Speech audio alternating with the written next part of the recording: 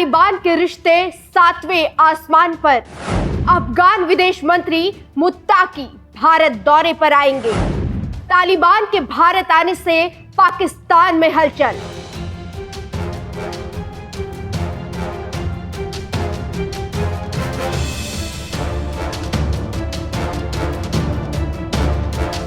नमस्कार, मैं हूं आपके साथ सपना दानू। स्वागत है आपका हमारे चैनल एनएमएफ न्यूज पर।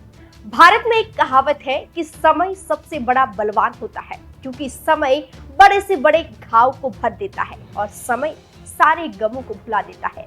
अफगानिस्तान लगभग 20 साल बाद अमेरिका के साथ दोहा में एक समझौते के तहत वापस मिला, लेकिन किसी भी देश ने अफगानिस्तान को मान्यता नहीं दी।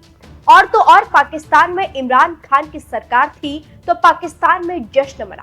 यहाँ तक कि आईएसआई चीफ तालिबान के साथ चाय पीने गए और इस आशा में गए कि तालिबान पाकिस्तान का पिछलग्गू बनेगा।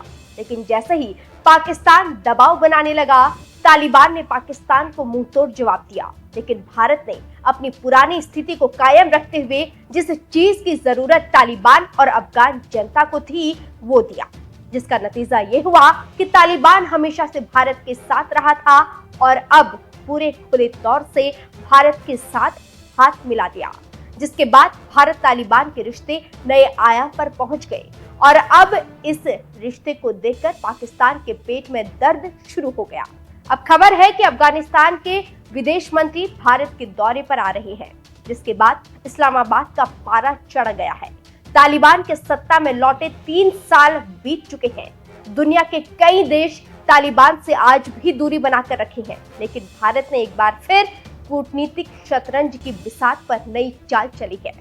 एक ऐसा दांव जिसने चीन और पाकिस्तान दोनों को भौचक्का कर दिया। अब खबर है कि अफगानिस्तान के विदेश मंत्री अमीर खान मुत्ताकी जल्द ही भारत का दौरा कर सकते हैं।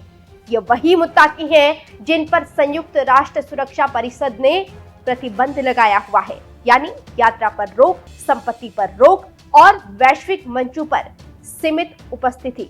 ऐसे में अगर वो नई दिल्ली की धरती पर कदम रखते हैं तो यह सिर्फ एक मुलाकात नहीं होगी, ये एक ऐतिहासिक संकेत होगा। और इसी चाल को विदेशी मामलों के जानकार कह रहे हैं कि ये शानदार है। नई सत्ता में आने के बाद भारत का तालिबान से रिश्ता बहुत सदा हुआ था, बहुत नियंत्रित और लगभग प्रतीकात्मक था। भारत के राजदूत और सचिव स्तर के बड़े अधिकारी तालिबान जाते रहे हैं और मिलते रहे हैं, लेकिन एक साथ प्रेस कॉन्फ्रेंस नहीं हुई और न ही भारत ने अफगानिस्तान को देश के रूप में मान्यता दी। लेकिन अचानक तालिबान भारत के बीच अचानक रिश्ते को 360 डिग्री घूमने से पाकिस्तान की नींद हराम हो गई है।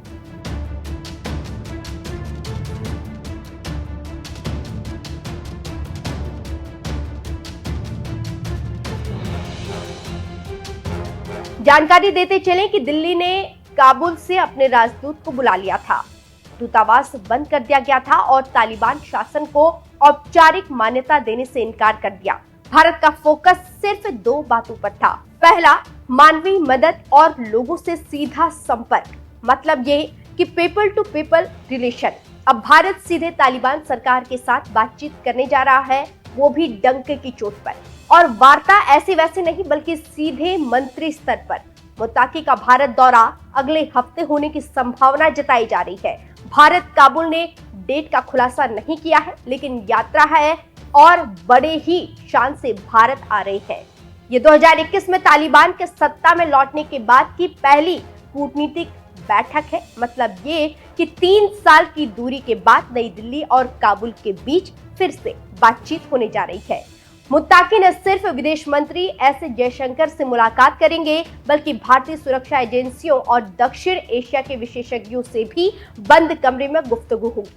विदेशी मामलों के जानकारों की माने तो इस यात्रा के पीछे छिपा है बड़ा स्ट्रेटेजिक रिकैलिब्रेशन। एक तरह से कहा जा सकता है कि भारत अब अफगानिस्तान में फिर से नई ऊर्जा आ चुकी है। साल 2021 में अमेरिकी सेनाओं की वापसी के बाद जब काबुल पर तालिबान का झंडा लहराया तो पूरी दुनिया ने इसे दक्षिण एशिया का टर्निंग पॉइंट कहा। अशरफ गनी भाग गए, लोकतंत्र ढह गया और भारत को अपना पूरा कूटनीतिक नेटवर्क समेटना पड़ा।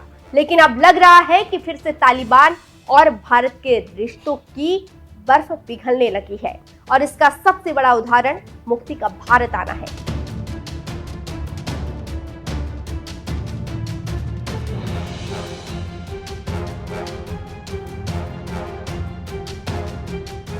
विदेशी मामलों के जानकार और भारत अफगानिस्तान के रिलेशन को जानने वाले कहते हैं कि अफगानिस्तान भारत के लिए सिर्फ एक पड़ोसी देश नहीं है, बल्कि मध्य एशिया तक पहुंचने का जियो स्ट्रेटेजिक दरवाजा है।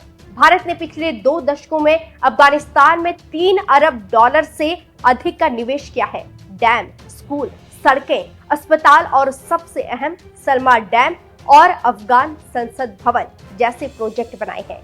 आपको याद हो तो भारत के पीएम ने इस संसद भवन का उद्घाटन किया था और संसद को संबोधित भी किया था, जो भारत अफगान दोस्ती का जीता जागता निशानी है।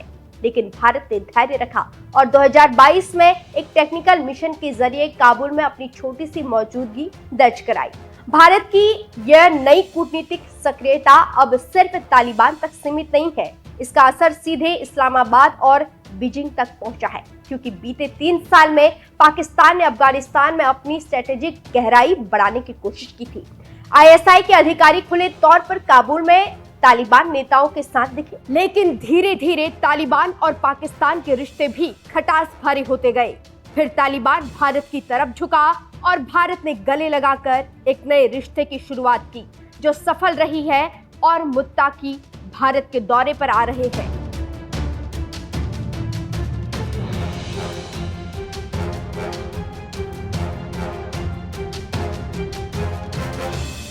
जानकारों का कहना है कि तालिबान पाकिस्तान के बीच विवाद का कारण बना एक आतंकी संगठन। नाम है टीटीपी, मतलब तहरीक-ए-तालिबान। पाकिस्तान को लेकर पाकिस्तान का आरोप था कि तालिबान इसको समर्थन करता है और टीटीपी सीमा के इलाकों में अपनी पैरेलल सरकार चलाती है और पाक से न डरती है। पाकिस्तान ने तालिबान से गुजारिश की कि वो टीटीपी पर कार्रवाई करे, लेकिन तालिबान ने ये कहकर इनकार कर दिया कि समस्या आपकी है, आप देखो, मेरा कोई मतलब नहीं।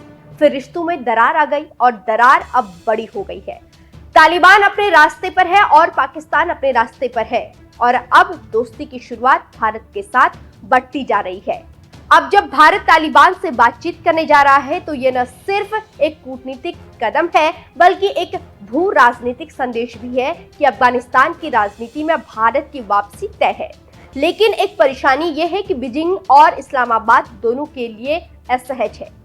आमिर खान मुत्ताकी पर यूएन प्रतिबंध है, उनके लिए हर विदेशी दौरे के लिए स्पेशल परमिशन लेना होता है। पिछले महीने जब मुत्ताकी पाकिस्तान आने की योजना बना रहे थे तो अमेरिका ने संयुक्त राष्ट्र में उस यात्रा को रोक दिया। इससे तालिबान अमेरिका पर काफी नाराज हुआ। अब अगर भारत उनके दौरे के लिए मंजूरी दिलवा देता है तो यह दिखाएगा कि नई दिल्ली की विश्व में कितनी ताकत है और संयुक्त राष्ट्र में भारत की लॉबिंग कितनी बड़ी है। मतलब यह है कि मुत्ताकी का दिल्ली पहुंचना सिर्फ तालिबान के लिए नहीं, बल्कि भारत की कूटनीतिक ताकत का प्रदर्शन होगा। तो सवाल उठता है कि क्या भारत दिलवा पाएगा, और अगर दिलवा दिया तो तालिबान से आखिर चाहता क्या है?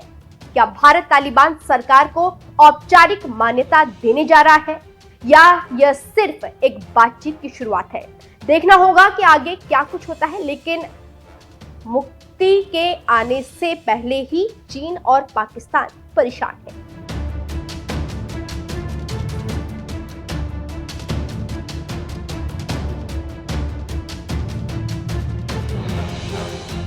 दिल्ली के पत्रकारों और कूटनीतिक संवाददाता सूत्रों के हवाले से बताते हैं कि तालिबान को लेकर भारत फूंक फूंक कर कदम रख रहा है। भारत जानता है कि तालिबान को मान्यता देने का मतलब है कि महिला अधिकार, शिक्षा और लोकतंत्र के मोर्चे पर गंभीर सवाल। लेकिन भारत ये भी समझता है कि अगर उसने दूरी बनाई रखी तो चीन और पाकिस्तान सारा अवसर उठा लेंगे। यानी यह भारत की डैमेज कंट्रोल डिप्लोमेसी है, जहां लक्ष्य है प्रभाव बनाए रखना बिना किसी आधिकारिक स्वीकार्यता के। भारत अफगानिस्तान को सिर्फ एक देश नहीं बल्कि अपनी कनेक्टिविटी पॉलिसी का केंद्र मानता है। चाबहार पोर्ट से लेकर ईरान और मध्य एशिया तक भारत की रणनीति इस बात पर टिकी है कि अफगानिस्तान में स्थिरता बनी रहे। अगर तालिबान के साथ भारत की बातचीत सफल होती है तो ये भारत को उस क्षेत्र में फिर से निवेश और व्यापार के लिए दरवाजे खोलने में मदद करेगा।